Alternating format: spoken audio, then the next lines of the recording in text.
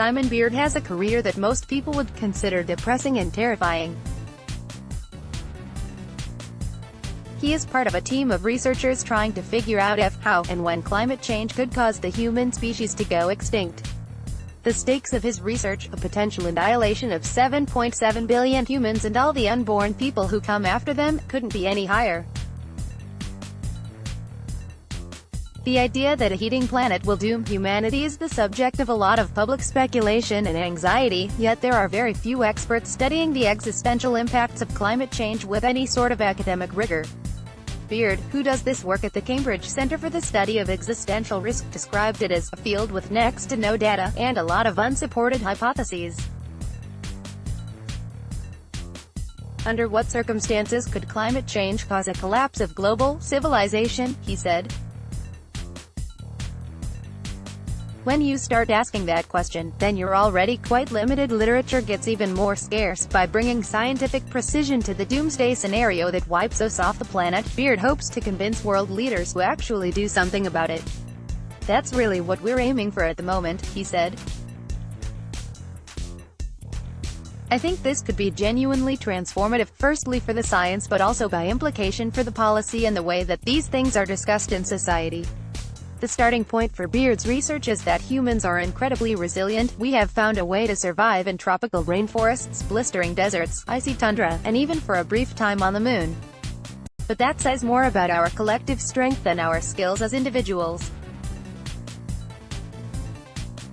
Shut down the grocery stores, turn off the taps, disband the government, and very few of us, perhaps apart from a small number of rugged survivalists, would be able to stay alive for long. And so every one of us as an individual, I think, is very vulnerable, and relies upon these massive global systems that we've set up, these massive global institutions, to provide this support and to make us this wondery adaptable generalist species.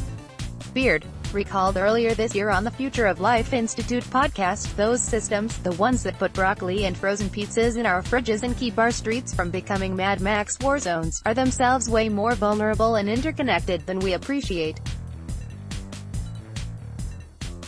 The greenhouse gas emissions that humans are pumping into the atmosphere at record levels are changing the climate in ways that make it harder for us to grow and distribute food. This also increases pressure on our political system, as we saw with drought and crop failures in the lead-up to the Syrian civil war. At some point, potentially sooner than we think, Beard fears, the stress could become too much. A collapse in one human or natural system could cascade into the others, potentially setting off a global system's death spiral that accelerates and amplifies the damage beyond our ability to control it. That forms a feedback loop. Beard said, you basically get food security collapsing, political systems collapsing, and then, rising levels of environmental destruction. With this many people, that could be genuinely devastating for all of humanity. But this conceptual model, however terrifying, is crucially incomplete. What is the specific event or series of events capable of setting off this death spiral? Is the spiral enough on its own to end humanity? Are there death traps or kill mechanisms along the way that finish us off instead?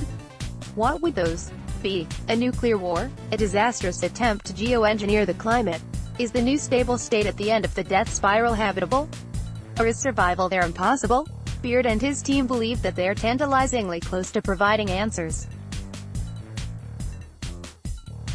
They're working on a paper that will attempt to describe in as scientifically robust detail as possible the precise mechanisms, however unlikely they are from actually occurring, that could end our human existence. The paper was supposed to come out at the end of August. He now hopes it will be published by the end of the year.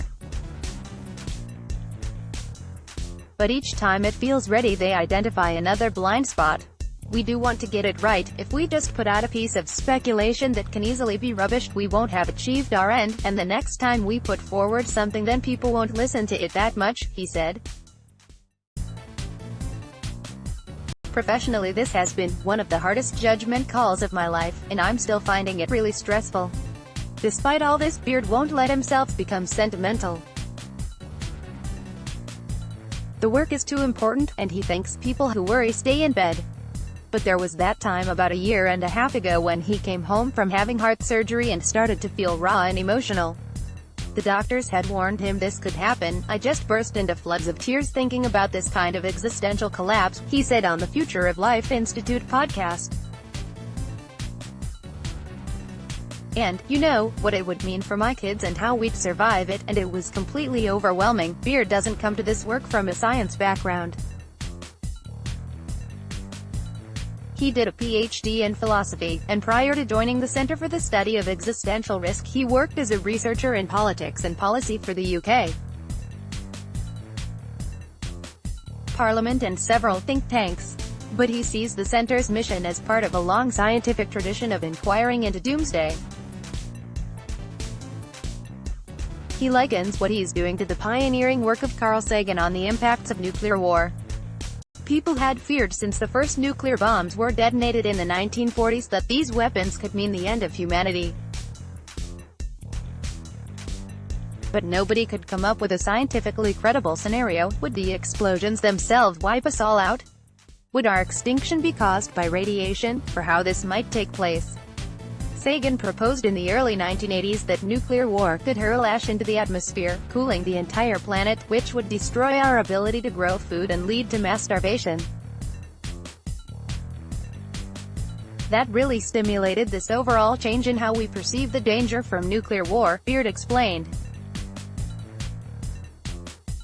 As Sagan's initially crude calculations were replicated and refined by other scientists, Cold War adversaries Mikhail Gorbachev and Ronald Reagan warned about the horrors of nuclear winter, changing the terms of the nuclear disarmament debate.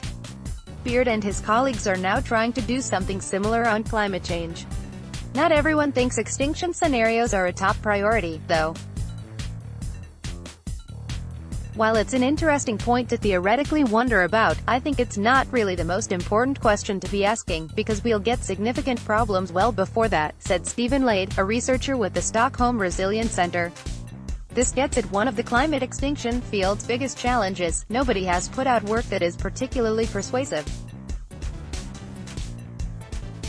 You have sensational scenarios such as the Breakthrough National Center for Climate Restoration report this summer, covered by Vice, that warns of civilizational collapse potentially being triggered by 2050. But this attracted a significant amount of scientific scrutiny. While there is plenty of scientific evidence that climate change will pose increasingly existential threats to the most vulnerable individuals in society and to key global ecosystems, even these dire outcomes aren't equivalent to the annihilation of intelligent life, as is claimed in the report, argued UCLA's Daniel Swan. Then there are pieces, such as this one in Vox, which summarize the mainstream scientific consensus that even warming as high as 4 degrees Celsius, while undeniably bad for humanity, is not likely to lead to our extinction. It's worthwhile to look into the worst-case scenarios, and even to highlight and emphasize them. But it's important to accurately represent current climate consensus along the way, wrote Kelsey Piper. Climate change won't kill us all. Beard is averse to wild and unsubstantiated hypotheses. But he knows that using the extremely limited scholarly research that's been done on climate extinction as a guide to the future isn't necessarily a picture of the horrors that could await us. That's because we're constantly learning how incomplete our conceptual models are for predicting cataclysmic risk. Collage by Leah Kantrowitz. Consider for example the science around compound weather events, which the world still isn't prepared for. They are events where a combination of multiple climate drivers or hazards cause potentially large impacts, explained Jakob Scheichler, a scientist at the University of Bern in Switzerland. That's how you get what happened to Russia in 2010, when an unusually long high-pressure system led to record hot temperatures, which when combined with extremely dry soil conditions triggered wildfires that destroyed Russian crops and released deadly air pollution. More than 50,000 people died. We are currently often underestimating the risk of these types of events, Scheichler said.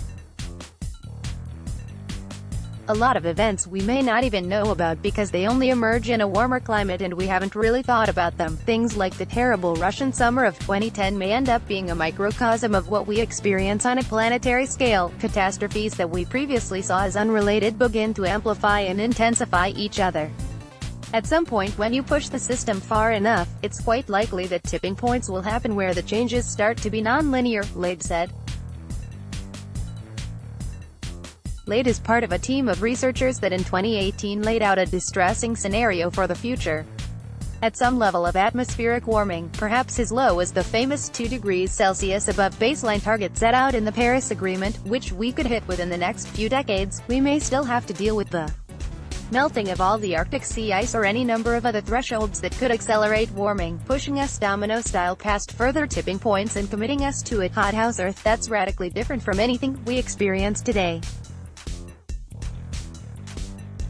The potential impacts to humans are hard to fathom: the permanent flooding of coastal cities like Miami and Mumbai, the collapse of agriculture in sub-Saharan Africa, Himalayan glaciers, which supply drinking water to over 1 billion people, retreating. As horrible as all this sounds, researchers like Lade don't think it would necessarily wipe us off the planet. I find it difficult to imagine that happening from climate change alone, he said. I imagine humans are resilient enough that some of us will survive somewhere, but of course things are bad far before an existential extinction. Beard thinks that the Resilience Center is producing fascinating and useful research, but he worries that our food, political, and natural systems are more fragile than even those researchers assume. You might actually not need what looks like a particularly devastating level of environmental change, even what the hothouse Earth people are worried about, to trigger a downward spiral of these 3 systems, he said. With all the professional and existential stress he has bearing down on him, you might expect Beard to be angry, cynical and depressed. But instead he gives off something resembling hope. This isn't science fiction stories that we're telling ourselves to feel scared or feel a rush. This is a real problem, and we're here to solve that problem, he has argued. Understanding the risk and responding to it, this is the way